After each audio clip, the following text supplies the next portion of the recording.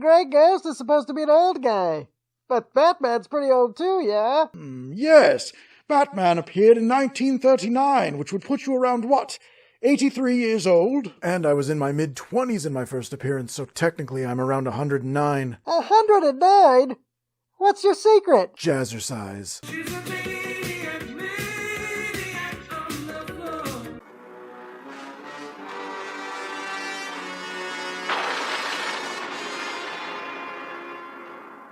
Welcome back to another episode of Batman the Animated Recap. Last time we covered See No Evil, featuring a dumb villain with some excellent invisibility tech. This time we're recapping a story that features the TV hero Batman looked up to when he was a child. Season 1, Episode 18 of Batman the Animated Series, Beware the Grey Ghost. We open on an old black and white episode of The Grey Ghost entitled The Mad Bomber. And, as you might have guessed, it opens with a bang. They're so desperate for explosions, they're putting in fake ones now, eh? The writers know their target audience. We see a young, wide-eyed Bruce watching the show. His father, who sounds suspiciously like adult Bruce, tells him that bedtime is right after the episode is over. We then cut to what is presumably modern day at Gotham Plastics. Here we go again with Gotham on every business. It's really not as bad as you keep making it out to be. All right, then let's play a drinking game. You take a shot every time a business pops up in the episode with Gotham in the title. Fat chance, clown. I'm not suicidal. Leave it to bats to be an eternal party pooper. The plastics factory explodes and we see Batman scoping out the destruction from a far-off building top. Wow. 2 explosions and we're not even 3 minutes into the episode. Hey, here's a fresh idea. Let's play a drinking game. You take a shot every time there's an explosion. Well, at this point, they've already done 2, so there can't be that many more. You're on. Pretty sure I've got some cheap vodka around here somewhere.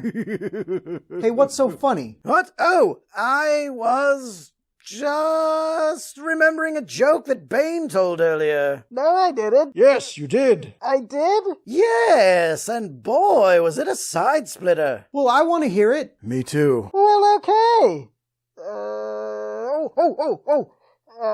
Knock, knock. Who's there? Aren't you glad I didn't say because Batman? What? You didn't even set the joke up right. That punchline makes no sense. Oh, what a knee slapper. Yeah, classic Bane. They should call you the Joker. Something's going on here. Anyway, we cut back to young Bruce watching The Grey Ghost. At the scene of the initial explosion, a note is delivered to the titular hero. Pay up or pay the consequences. $1 million in cash or the Piedmont Bank is next. Back in the present, we see another building explode. Oh, man. All right.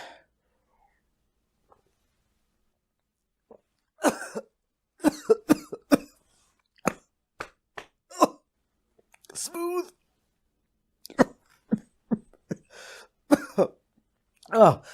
Let's get one thing straight, okay? I'm only drinking for the explosions in Gotham, okay? Nothing from the Grey Ghost TV show. Oh, I don't think that'll be a problem. The police and Batman arrive at the second explosion where Gordon shows Batman a note they received. Pay up or pay the consequences. $1 million in cash or the Gotham Bank is next. This case should be a slam dunk for Batman. Just get a debris sample from the explosion site, run a chemical analysis with the Bat computer to figure out the components involved, and do a trace from the manufacturer of those components to pinpoint the person who made the purchases for all the required parts. Bam! Mad Bomber taken down. And why? Because Batman! Yeah, I mean, sure. That would have been one way to do it. Wait, if you didn't do it that way, what did you do? It's not important. That night, Bruce can't sleep but comes to the revelation that the current bomber is recreating scenes from the show he loved as a child. Bruce goes to a collector of old TV shows in an attempt to track down the episode of The Grey Ghost in question, but it turns out that no one has it. The studio that made that show, Spectra, it burned to the ground 20 years ago. The negatives went up like kindling. Look at that nerd. Do you see the ghost of Christmas future when you look at him? What are you talking about? I look nothing like that guy. For now. But you are obsessed with old movies and TV shows. Face it, you're a pocket protector and a bow tie away from being that guy. I am not. Stop saying that. Why? Does seeing the future fill you with fear?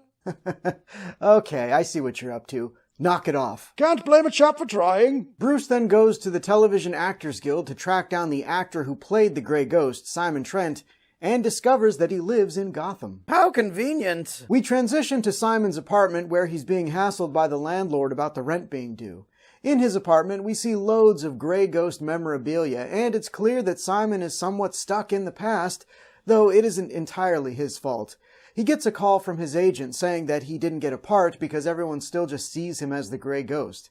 Considering it seems like he hasn't worked in a while, he takes it rather well.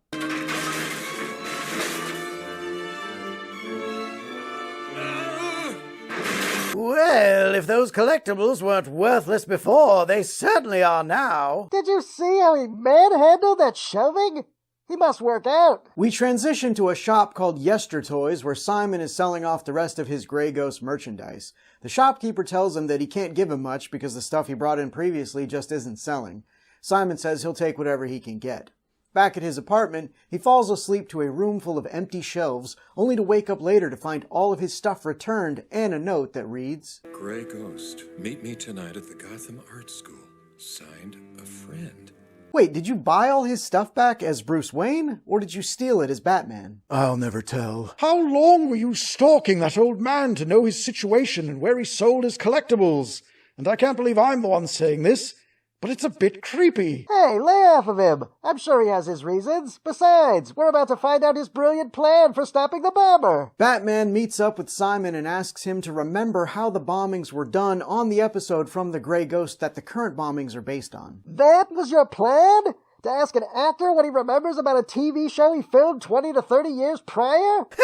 The plan sounds stupid when you say it like that. I just said what the plan was. Exactly. Hey, the Grey Ghost is a national treasure. He was the best at solving crimes and always catching the bad guy. But he was a fictional character. All right, fine. I just really wanted his autograph. Are you happy now? Simon wants nothing to do with what's going on, but before he can leave, he hears a sound that he's familiar with, and then this happens. Gotham Art Museum. Glad I didn't agree to that drinking game. Oh sure, rub it in. Oh!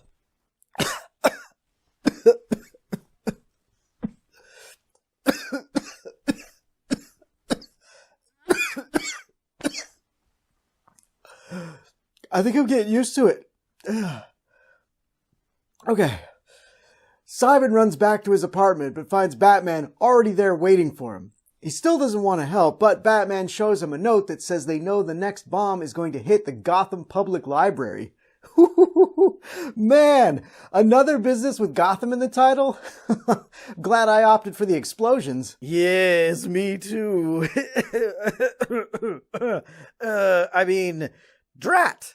This is no fun at all. Simon pulls out the reel for the episode Batman is looking for and asks him to leave. Before he leaves, though, Batman says, I used to admire what the Grey Ghost stood for. I'm not the Grey Ghost. I can see that now. This is why you never meet your heroes. I remember when I met my hero, Jacko the Clown. Well, I didn't so much meet him as I did steal his van and costume, and he wasn't so much my hero as he was a means to get back at the mayor. Anyway, my point is, it was a disappointing experience. Back at Wayne Manor, Bruce sits down with a bowl of popcorn to watch the Mad Bomber episode. Popcorn, really? It's not like the city was burning or anything. Why not just invite Selena Kyle over and make a date night out of it? Damn it. That would have been a great idea. She'd love the Grey Ghost. I was being sarcastic. Never mind. Bruce figures out from watching the episode that the bombs are being delivered by remote-controlled toy cars. He informs Gordon so that the police can be on the lookout at the scene. Batman and the police set up a barricade outside the library. They're expecting one car, but they get well more than they bargained for. And cue the montage! What?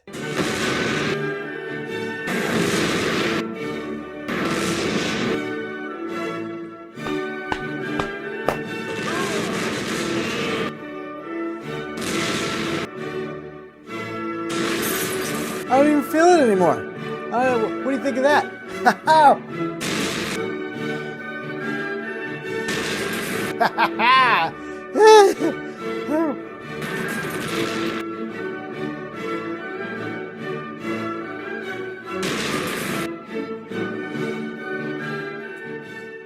I knew you were up to something, Joker. What a shame! Now you're in no condition to do the rest of the recap. Looks like we have the rest of the night off. Crimes, they are a-calling. No, I got this. Okay? So, Adam West, he saves Batman, alright, from getting blown up. And then they decide they're gonna work together because they're both Batman. Shh, don't tell anyone. Don't tell anyone I told you that. And then they get in the rocket car, and then they race the cast of the Fast and the Furious in tiny explosive cars, and I'm gonna call those Hot Wheels. Joker, what have you done? It might be the worst thing I've ever done. I'm so proud. Back at the man cave, Man-Bat tells Adam West that he loves him, but then he gets real mad because Adam was fingering cars. But Adam says that the only person getting fingered around here is the guy who owns the toy shop. But fingered like as in he's guilty, not the other kind of fingered, because that would be inappropriate.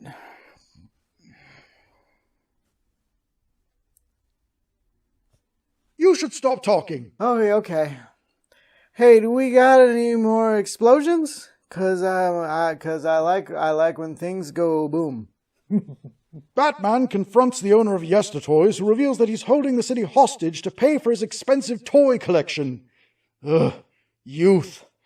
The Mad Bomber tries to take out Batman with more car bombs, but the Grey Ghost surprises him, knocking him out.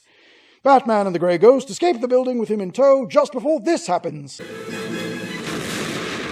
Ain't no party like a bomber party!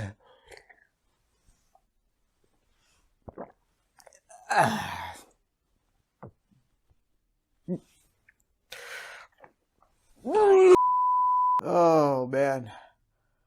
Okay, I don't feel so good. Let's wrap this up, fellas. Finally! Having helped Batman take down the Mad Bomber, the popularity of the Grey Ghost is back. Okay. The old show is being released on home video, and Simon is signing autographs for the release. Bruce Wayne is in attendance to get his copy signed, and the episode ends with... The Grey Ghost was my hero. Really? And he still is. And now that that's over with... wait. What's that sound? Are you crying? No, I'm not crying. Some of this black makeup just ran into my eyes, that's all. It's not that finding out your childhood hero is everything you hoped he would be, to shine a little bit of light into an otherwise dark heart. No, I can't handle Batman crying. Under normal circumstances, I'd be right there with you, but I am in desperate need of a aspirin. This was a great episode, paying homage to the Batman that many of us watched when we were Bruce's age in the flashbacks. The villain wasn't terribly interesting, nor the mystery to be solved, but, I mean, it didn't have to be when you've got Adam West and Kevin Conroy teaming up.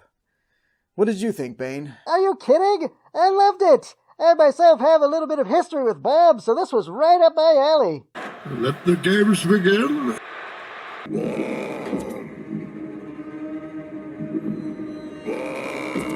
And getting to see Batman as a boy when he was full of wonder has definitely given me some insights on what to get him for Christmas. 4.5 out of 5 worthless Grey Ghost action figures. Join us next time when we'll be covering Prophecy of Doom. Well, that sounds bleak. I can't wait. Till next time, kiddies!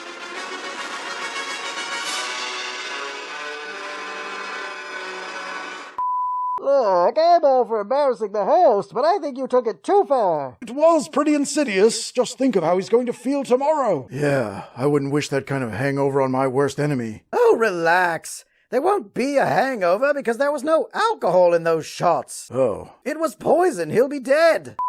Thanks for watching, everyone. If you enjoyed this video, please consider giving it a like and a share. Don't forget to subscribe and click that bell icon to be notified when more Batman the Animated Recap episodes go up. See you all next time.